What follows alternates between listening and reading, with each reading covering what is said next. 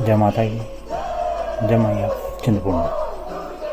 आज माँ चिंतपूर्णी के धाम के कुछ ऐतिहासिक कारण कि कैसे माँ चिंतपूर्णी माँ धाम बना। जैसे कि हम जानते हैं कि 51 शक्तिपीठों में से माँ चिंतपूर्णी का धाम भी एक है। यह किस तरह से यहाँ प्रकट हुआ और किस तरह से यहाँ बना, इसके बारे में देवी की उत्पत्ति की कथा। दुर्गा सप्तशती और देवी महात्म्य के अनुसार देवताओं और असुरों के बीच 100 वर्षों तक युद्ध चला था, जिसमें असुरों की विजय हुई थी। असुरों का राजा महिषासुर स्वर्ग का राजा बन गया और देवता सामान्य मनुष्यों की भांति धरती पर विचरण करने लगे। देवताओं के ऊपर असुरों द्वारा बहुत अत्याचार किया गया। देवताओं ने इस विषय पर आपस में विचार किया और इस कष्ट के निवारण के लिए भगवान विष्णु के पास गए। भगवान विष्णु ने उन्हें देवी की आराधना करने को कहा।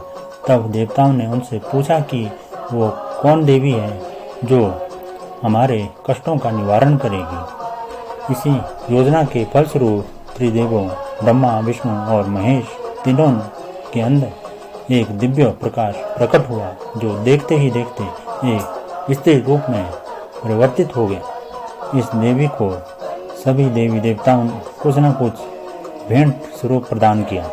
भगवान शंकर ने सिंह, भगवान विष्णु ने कमल, इंद्र ने घंटा, समुद्र ने कभी ना मैली होने वाली माला प्रदान की। इसके बाद सभी देवताओं ने देवी की आराधना की ताकि प्रसन्न हो और उनके कष्टों का निवारण हो सके, और हुआ भी ऐसा ही। देवी ने प्रसन्न होकर देवताओं को वरदान दे दिया और कहा, मैं तुम्हारी रक्षा अवश्य करूंगी। इसी के फलस्वरूप देवी ने महिषासुर के साथ युद्ध प्रारंभ कर दिया, जिसमें देवी की विजय हुई और तभी से देवी का नाम महिषासुर मर्दिनी पड़ गया। पौराणिक कथा। चिंतपूर्णी शक्तिपीठ मंदिरों में से एक है, जो कि 51 शक्तिपीठ पूरे भारतवर्ष में अलग अलग जगहों पर फैले हैं। इन सभी की उत्पत्ति की कथा एक ही है। जैसा कि हम जानते ही हैं कि भगवान शिव और माता सती का जो विवाह हुआ था और उनके जो पिता थे वो राजा दक्ष थे। राजा दक्ष ने यज्ञ का आयोजन करवाया था, जिसमें उन्होंने शिव और सती को आमंत्रित नहीं किया था, और इसी का बुरा मानकर सती ने उसी यज्ञ हवन कुंड में अपने प्राण त्याग दिए थे, और भगवान शंकर उनके उस जलती देह को उठाकर पूरे ब्रह्मांड में विचरण कर रहे थे। फिर ऐसा देखकर भगवान विष्णु ने अपने सुदर्शन चक्र से माता सती के शरीर को 51 भागों में बांट दिया था, जो अलग अलग जगहों पर गिरे। जहाँ पर वो गिरे वो अलग अलग शक्तिपीठों के नाम से प्रसिद्ध हो गए। उसी में से एक माँ चिंतपूर्णी का मंदिर भी है, जो छिन्नमस्तिका देवी के नाम से भी जाना जाता है।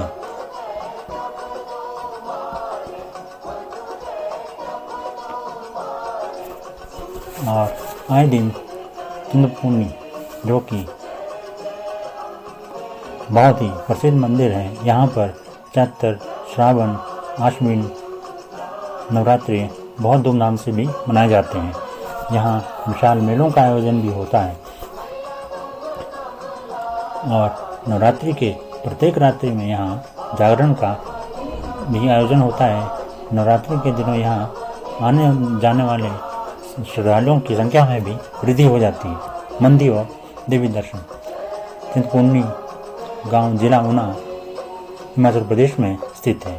चिंतपूर्णी मंदिर सोरासिंगी श्रेणी के पहाड़ी पर स्थित है। बरवाई गांव जो होशियारपुर धर्मशाला रोड पर स्थित है, वहां से चिंतपूर्णी 3 किलोमीटर की दूरी पर है। यह रोड राज्य मार्ग से जुड़ा हुआ है। पर्यटक अपने निजी वाहनों से चिंतपूर्णी बस स्टैंड तक जा सकते हैं। बस स्टैंड चिंतपूर्णी मंदिर 1.5 किलोमीटर की दूरी पर स्थित है। चढ़ाई का आधा रास्ता सीधा और उसके बाद रास्ता सीढ़ीदार है।